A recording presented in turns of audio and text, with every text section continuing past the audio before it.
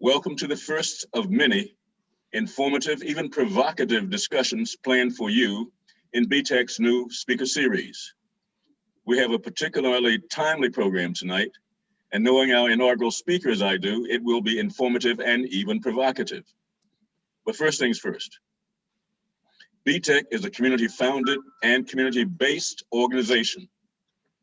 4 West Baltimore community development and affordable housing activists, Ministers Glenn Smith, Ray Baylor, Pastor Zelda Robinson, and I began to shine a light on the path to economic recovery and growth within hours of Governor Hogan's punitive cancellation of the Red Line Light Rail project in June of 2015.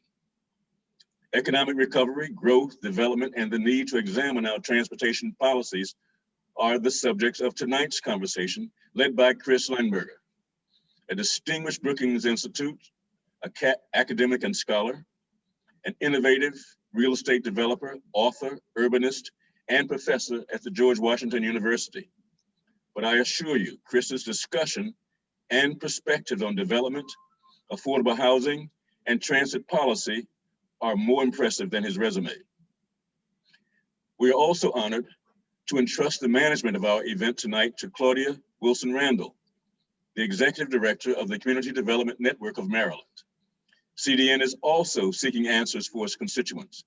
How do we find, purchase, occupy affordable housing in Baltimore and elsewhere in the state that offers affordability, proximity to employment and amenities, and connectivity through a reliable, equitable, multimodal transportation system? Ms. Randall will moderate the discussion and Q&A following Chris's remarks. Please keep your own comments and questions germane to our discussion. Those that are not directly germane can be sent to chat box, and we will respond after tonight's event. Claudia Wilson Randall, thank you so much. The floor is yours. Hi, good evening. My name is Claudia Wilson Randall. I am the Executive Director of the Community Development Network. The mission of the Community Development Network of Maryland is to promote, strengthen, and advocate for community development sector throughout Maryland's urban, suburban, and rural communities. And I am just going to turn things quickly over to Dr. Leinberger. And I just want to, folks to listen in, think about excellent questions that they can ask after the discussion. And we are happy to have everybody tune in this evening. So thank you so much for having me as the moderator today, and I'll turn it over to Dr. Leinberger. Good evening. I'm sharing my screen with you, and let me get the proper show up. I'm just down the pike from you all in Washington, but I've done lots of work in Baltimore over the years, both downtown, Sandtown, Fells Point, Towson, Columbia, a lot of work in Columbia. So I know Baltimore really well. My wife and I love to go up there. It's one of the quirkiest cities in the country. Keep Baltimore weird. But what we're talking about tonight is about transit-oriented development and how it can drive economic development. And it really is the future of how we're building metropolitan America and, for that matter, the rest of the world. So what Samuel and this coalition has done is kept alive a vision of your, of your economic future, a vision of your social future, a public health future, and also environmental future that is not just good for you, but it's really what the market wants. So you're just delivering to the market what is really crying out for. And it starts with the concept that transportation drives development. I always like to point out to my friends that Mayor Pete Buttigieg is Secretary of Transportation, and you have a Secretary of Transportation up in Maryland. You don't have a Secretary of Sewers. You don't have a Secretary of Wi-Fi, but you do have a Secretary of Transportation. Transportation, for the 8,000 years we've been building cities, drives development. And if you only invest in highways, you get one form of development, what we refer to as drivable suburban, low density, segregated land uses, and segregated in literally every way that word implies, not just functional separation, but racial and economic separation. So in this country, we've been investing only in highways for the most part over the last 80 years. And we got what we invested in, drivable suburban. When you invest in a portfolio of transportation modes, buses, light rail, biking, cars and trucks, of course, and making places walkable, you then can create a walkable urban place, a place that is higher density, lots of different uses, all integrated. And throughout history, that integration, believe it or not, has included racial and income integration. I'm not trying to say that it's kumbaya time. I'm just saying that people of all classes historically have always lived within walking distance of one another. And we got away from that in the late 20th century. So putting in this portfolio of transportation systems is really critical to achieve what I hope to demonstrate to you is what the market wants. And I know what West Baltimore wants.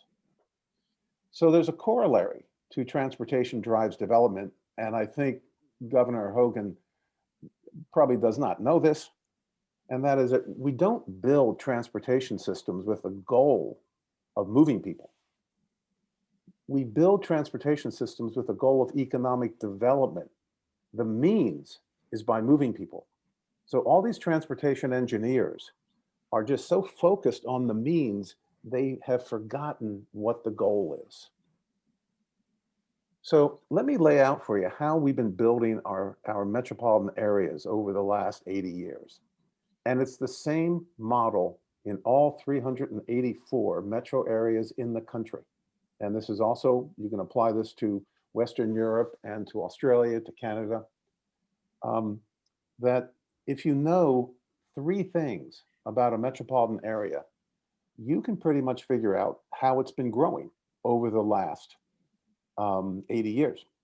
You start with downtown, and then if you know where the concentration of executive housing is, i.e. white upper middle class housing, that's point number 1.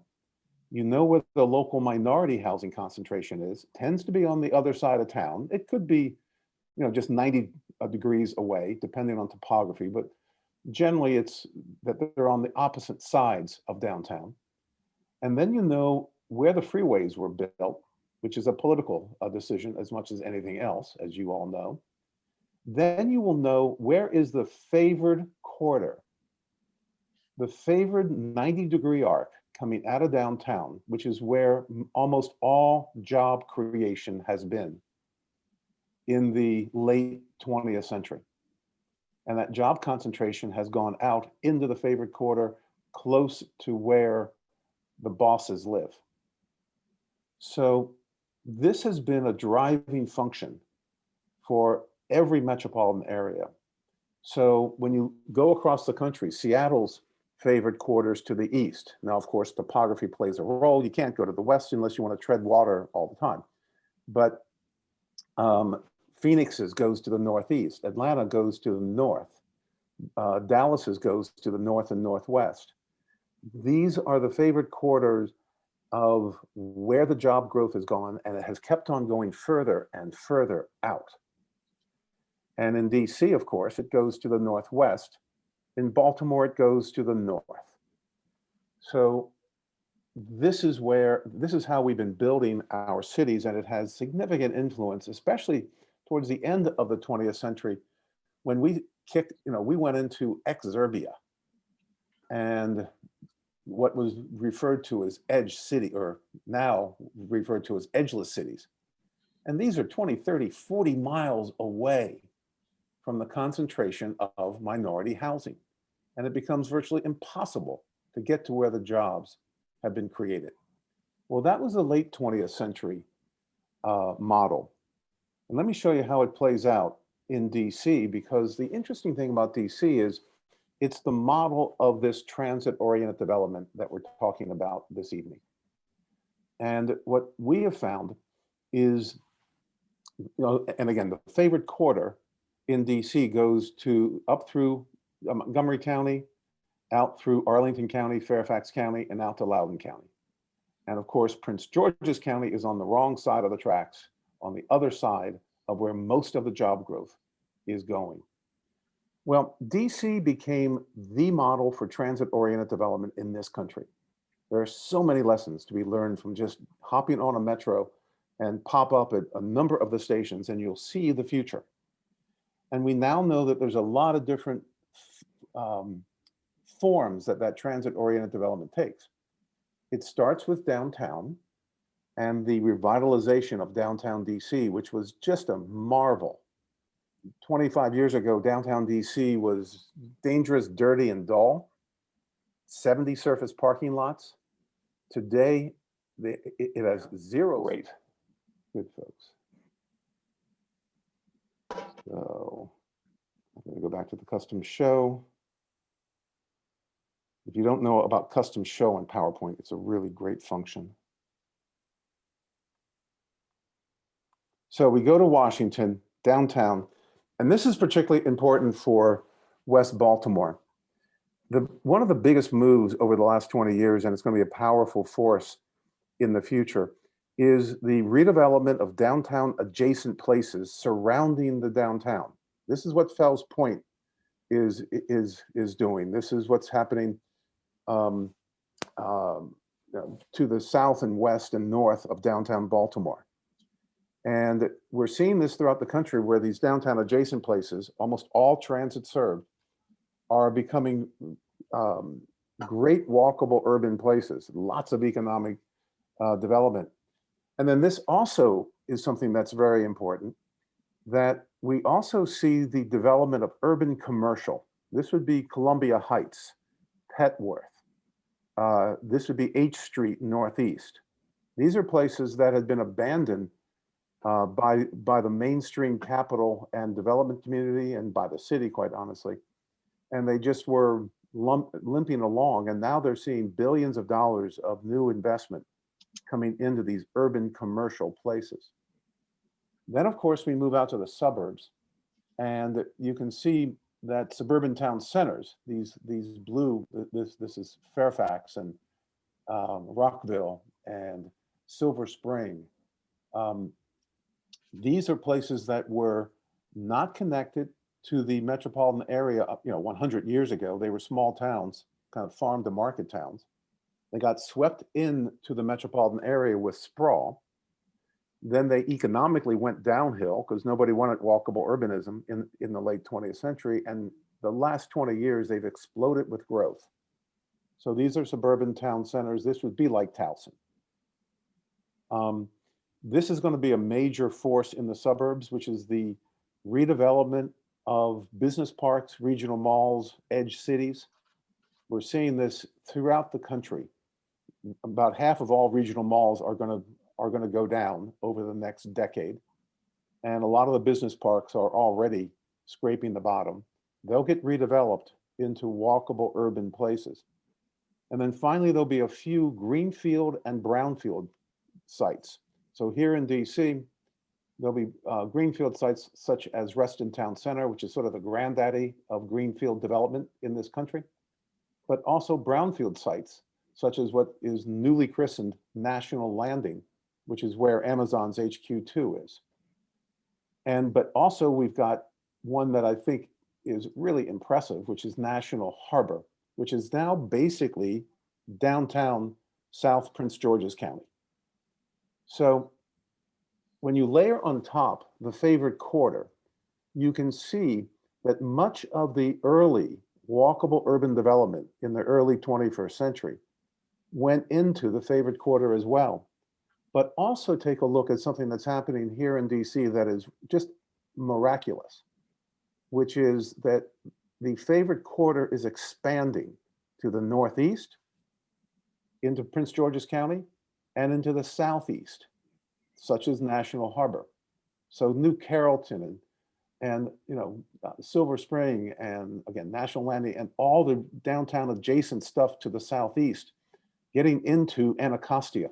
This is some of the most important social equity growth there is, because it's bringing opportunity to moderate and low income housing locations. And that's what we hope will happen in there in West Baltimore. And by the way, here's the metro station, or the metro system. And there are 50 of these regionally significant walkable urban places in Metro DC. They average 307 acres each. This is where the economy is being built today. This is where virtually 90% of job growth is going in Metro DC, to these 50 places. They represent 1% of the total land mass. And this is the future of economic growth in our metropolitan areas. So you really want these walkable urban places, transit served, in your communities. It is essential for future economic growth. So let me do a little close-up of downtown DC. And again, those of you who have gray hair like I do, it doesn't take much imagination to remember what this place looked like. Again, I mentioned about downtown with 70s surface parking lots 25 years ago.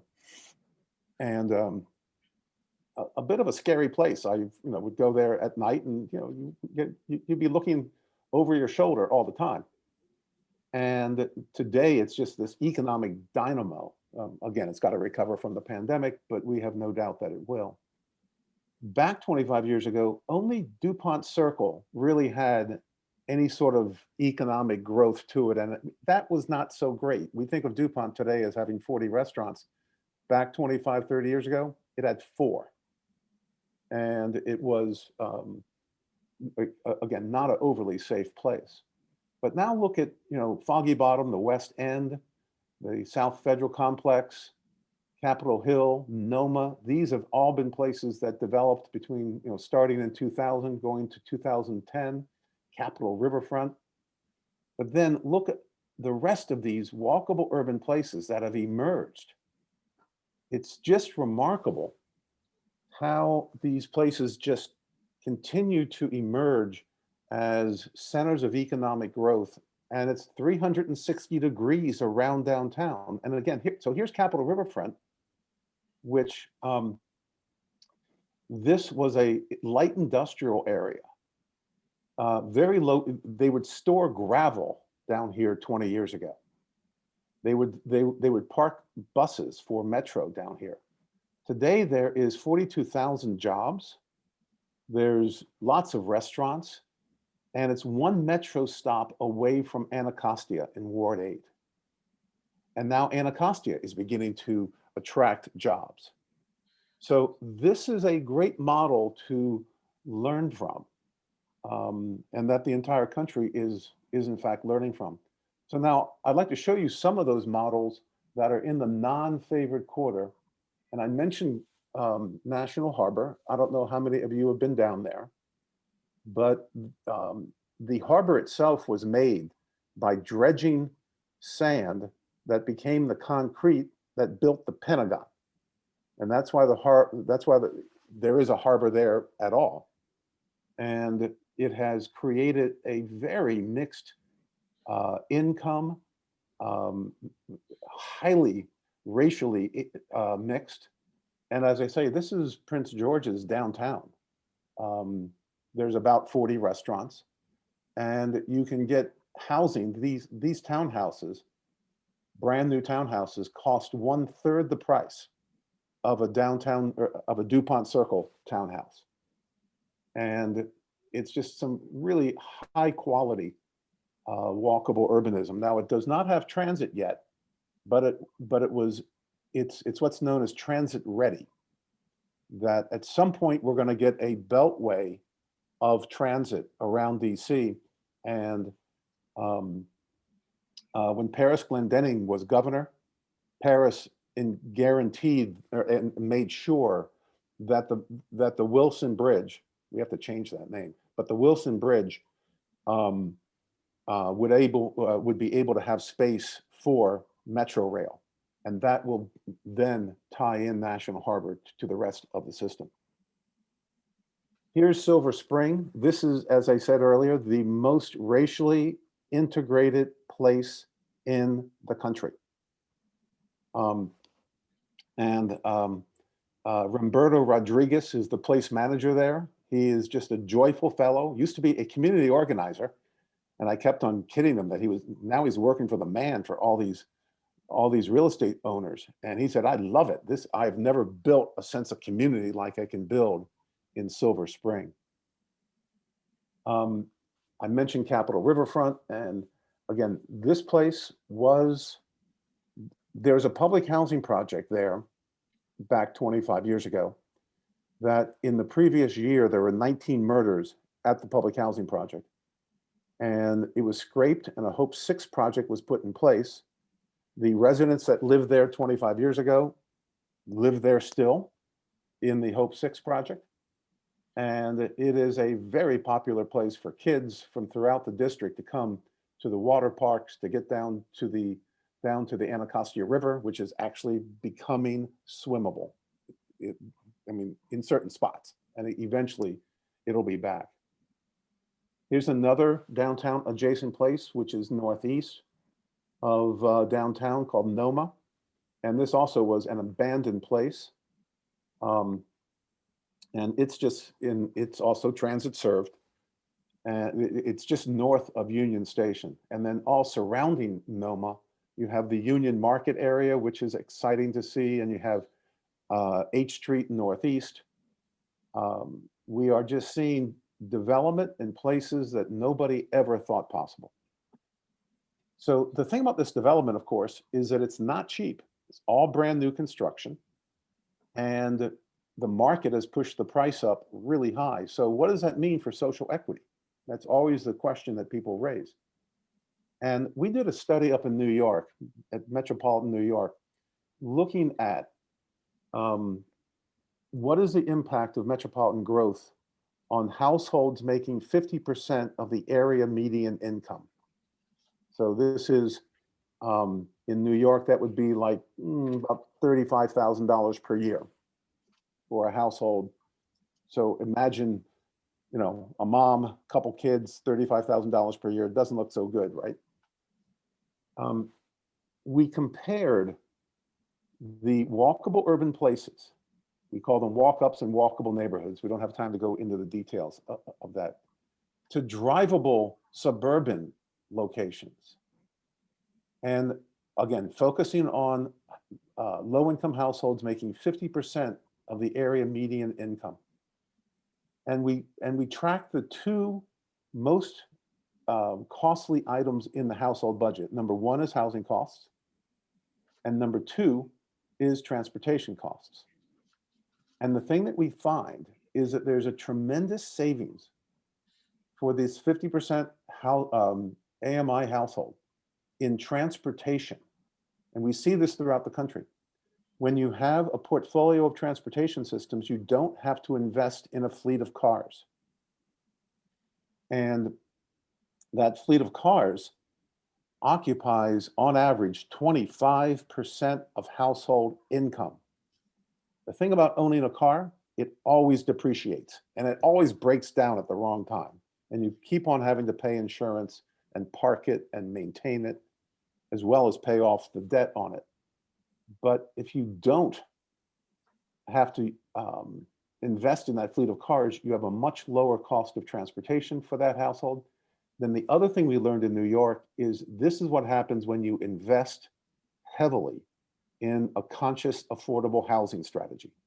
New York is probably the best city in the country and they've been at it for 60 years with all those very large housing complexes that are relatively well managed, all scattered around not just Manhattan, but all throughout the 5 boroughs. And so if you're a low-income household, you're far better off living in a walkable urban place than a drivable suburban. And you have access. What this shows is how many jobs you have access to within a 45-minute transit radius, and you look at the walkable urban households, you basically have 10 times more job availability if you're in a walkable urban place, rather than out on the fringe, pumping money into your gas tank, hoping your car doesn't break down. So what we've also seen is that the walkable urban places up in New York, represented here in green, compared to the drivable suburban, represented in red, much higher social equity for the green walkable urban places, and also doing much better economically. This is not a trade-off. This is that you can have your cake and eat it too. That high economic growth that is driving our economy, it can be high social equity. Silver Spring, of the 50 walkable urban places in Metro DC, Silver Spring is the #1 most socially equitable place, according to our metrics. And it does extremely well economically as well. You can have your cake and eat it too. You can do well while doing good. And this is why it's so important. Just a couple more slides here. This is why this is so important, because of the economy. We've been ranking the top 30 metros in the country over the last decade, both at Brookings and at George Washington University. And the most walkable urban are San Francisco, and this is not in any order, but San Francisco, Seattle, Washington, Boston, New York, and Denver. These are the most walkable urban these days. Oh, and Chicago. And then you compare them to the least walkable urban, San Antonio, Phoenix, Las Vegas, Tampa. What we find is that the most walkable urban places have a much higher gross domestic product per capita. They have $75,000 per year for every man, woman, and child in these metro areas, versus the least walkable urban, which are, again, the Tampas and the Phoenixes. The least walkable urban, they have a GDP per capita of less than $50,000. This is a 52% per capita GDP premium for walkable urbanism. Now, it's very important to point out that this is a correlation. This is not a causal connection. We don't know, are they related directly or are they related indirectly? We just know that they are related. And then also, when we look at those top 30 metros, we also find that the most walkable ones are also, they have the highest social equity. This all goes back to show that building transit-oriented development, and especially if you have a conscious, affordable housing strategy, primarily for rentals, that is the renter housing that really needs the conscious, affordable housing strategy. But inherently, walkable urban development, transit-oriented walkable urban development, is much more socially equitable, and it's driving our economy. So let me just end by saying, talking about what everybody, of course, wants to talk about, gentrification. Gentrification is either the most loved or the most hated term in real estate and urban development. And there's really two reasons for gentrification. One is that walkable urban places, the development of the townhouses and mid-rise apartment buildings, and architecture that comes right up to the street that you can feel and touch, it costs more. You're going to be building buildings that are going to have a much longer life and have a commitment to the place. Drivable suburban development is pretty much built with a 10, 20-year life built into it. It's basically built-in obsolescence. But walkable urban construction is much higher costs. But the real issue with gentrification is not the construction cost. It's probably 70% of that increased cost is in the land cost. And that is particularly a problem in DC and New York and Boston, because it's illegal in most of Metro DC to build walkable urban places. As Samuel mentioned earlier, we can only build walkable urbanism by zoning in 2% of the metropolitan landmass. That's it. If you want to do it in the other 97%, you have to go through hell to get it rezoned and have torturous night meetings to try to get it approved.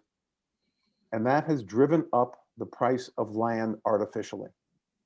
That is why we have gentrification. And the only way to get around it is build more of this stuff.